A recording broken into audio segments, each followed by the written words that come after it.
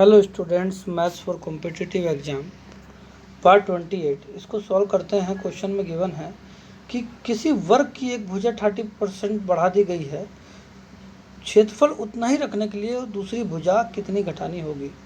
तो देखो, वर्ग है, वर्ग का क्षेत्रफल का फार्मूला तो आप लोगों को पता होगा कि भुजा का स्क्वायर उसका क्षेत्रफल होता है, और वर्ग की ऑल साइड्स क्या होती हैं बेटे, इक्वल होती हैं। तो या तो आप इसको फार्मूले में पुट करके सॉल्व कर लो, ठीक है, या मैं आपको एक बताता हूँ इसका आंसर, इस तरीके से आप लोग सॉल्व कर लो, आपके ऊपर डिपेंड करता है। वेरी इंपॉर्टेंट क्वेश्चन है, यह बात ध्यान रख लीजिएगा। Railway group D and clerk level के लिए वेरी इंपॉर्टेंट क्वेश्चन है, ठीक है। कह रहा है कि वर्ग की एक भुजा 30% बढ़ा दी गई है। भाई हमें क्या पता कि उसका क्षेत्रफल क्या है, ठीक है ना। तो मैं मान लेता हूँ कि जो वर्ग की जो भी भुजाएं होंगी तो उसका क्षेत्रफल पहले क्या रहा होगा, 100 रहा होगा। 100 स्क्वायर सेंटीमीटर होगा या 100 स्क्वायर मीटर होगा, मतलब ठीक है ना। तो स्क्वायर में ही उसकी इकाई होगी। तो आपका वर्ग का जो क्षेत्रफल है, मैंने मान लिया कितना होगा, पहले 100 होगा। अब वो क्षेत्रफल क्या क्या होता है, जब 30% एक भुजा बढ़ा दी गई है तो अब वो क्षेत्रफल में कितने का इंक्रीमेंट हो गया है, अब वो क्षेत्रफल 130 हो गया है। कितना हो गया है, 130। कह रहा है कि क्षेत्रफल को उतना ही रखना है, कितना, 100। दूसरी भुजा कितनी घटानी होगी, तो दूसरी भुजा को कितनी घटानी होगी, 100 हो जाए 30 घटानी होगी, क्योंकि अब नया क्षेत्रफल 130 आ गया ना। तो अब दूसरी भुजा 30 घटानी होगी, कितने में से घटानी होगी, 130 में से, अपॉन में 130 गुणा 100। तो यहाँ देखो बेटे, 0 से 0 कैंसिल आउट हो जाएगा, ये हो जाएगा 300/30, ठीक है। तो आपका देखिए 13 2 जा 26, तो यहाँ पे आ जाएगा 2, ठीक है। आपका कितना बचेगा, 40, और आपका 40 में तो 13 3 जा 39, तो 23 होल 1/13% जो है आपका आंसर आ जाएगा। मतलब दूसरी भुजा जो है क्षेत्रफल उतना ही रखने के लिए हमें 23 होल 1/13% घटानी होगी। तो इसका ऑप्शन नंबर ए आंसर हो जाएगा, ठीक है।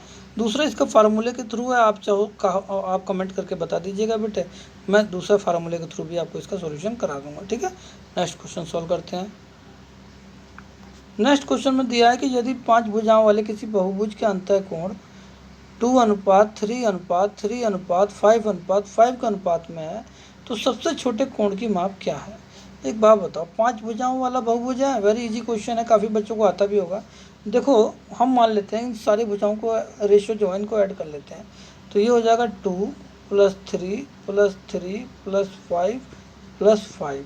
तो ये कितना हो जाएगा, 5 5 10 3 13 3 16 और 2 18। तो ये 18 रेशियो जो है टोटल 18 के बराबर हो गया।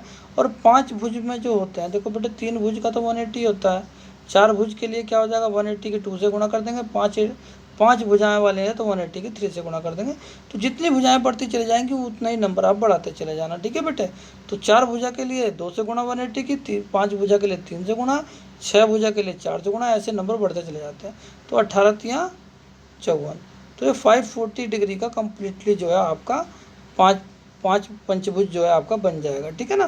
तो 540 के डिग्री के बराबर हो जाएंगे 18 नंबर्स, ठीक है ना। ये जितने भी हैं तो वो एक बराबर क्या हो जाएगा, 30 डिग्री। तो मतलब जो एक भुजा होगी वो कितने की होगी बेटे, 30 डिग्री की। तो पूछ रहे सबसे छोटे कोण की माप क्या है, तो 2 के बराबर है, तो 1 बराबर 30 डिग्री, तो 2 बराबर कितनी हो जाएगी, 2 से गुणा कर देंगे, तो 32 जा 60 डिग्री। तो आपका ऑप्शन नंबर बेटे सी आंसर हो जाएगा। वेरी अच्छा क्वेश्चन है, ठीक है। नेक्स्ट क्वेश्चन को सॉल्व करते हैं। नेक्स्ट क्वेश्चन में गिवन है कि सेबों की कीमत में कमी होने पर एक व्यक्ति 1 रुपये 25 पैसे के बजाय 1 रुपये में 3 सेब खरीद लेता है, ठीक है ना। कहने का मतलब क्या है, मैं अभी बताता हूँ।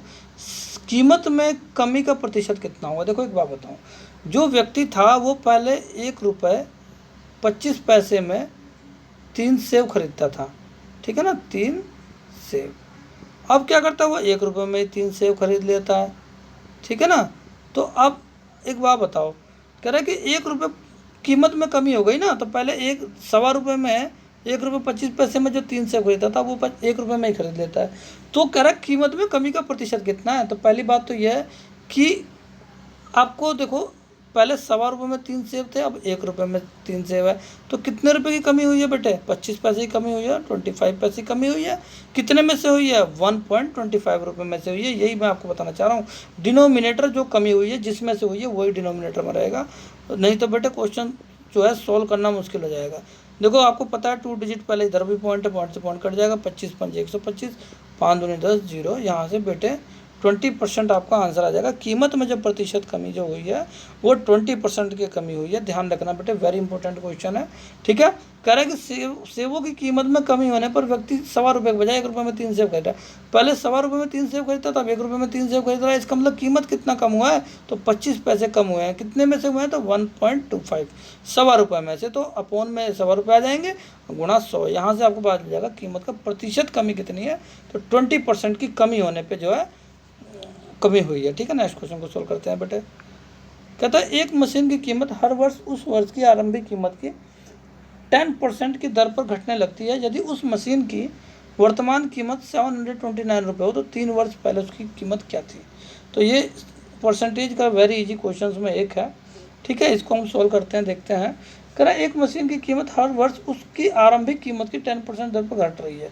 तो हमें क्या पता उसकी कीमत क्या है? पहले मैंने मान लिया स्टार्टिंग में उसकी कीमत x रुपये है। ठीक है, तो कह रहा है 3 वर्ष बाद जो है घटते घटते 10%, पहले वर्ष में जब घटी होगी तो 90/100 हो गई होगी, है ना, फिर 90/100 हो गई होगी, और फिर तीसरे साल में फिर 90/100 हो गई होगी। भाई कीमत इसकी x थी, पहले साल में इतनी घटी, फिर दूसरे साल में इतनी हो गई, फिर तीसरे साल में एकदम घट के यहाँ आ गई। अब तीनों साल में जो घटने के बाद उसकी जो कीमत हो गई है वो 729 रुपये हो गई है। तो 3 वर्ष पहले वो मशीन जो थी वो कितने रुपए की थी, आपको ये बताना है। देखो बेटे 3 जीरो से 3 जीरो कैंसिल आउट, 2 जीरो यहाँ से और 1 जीरो यहाँ से। ठीक है, 9 9 जा 81, 81 9 जा 729। तो 3 9 से सामने का 729 खत्म हो जाएगा। x इक्वल टू देखो 2 जीरो यहाँ से और 1 जीरो यहाँ से, तो 100 की अगर मैं 10 से गुणा कर दूंगा तो 1000 आ जाएगा। तो इसका मतलब जो है 1000 रुपये जो है उसकी पहले की कीमत थी, जो इसका ऑप्शन नंबर सी इसका आंसर हो जाएगा। ठीक है बेटे, तो इस तरीके से क्वेश्चंस को हमको सॉल्व करना है। Okay students.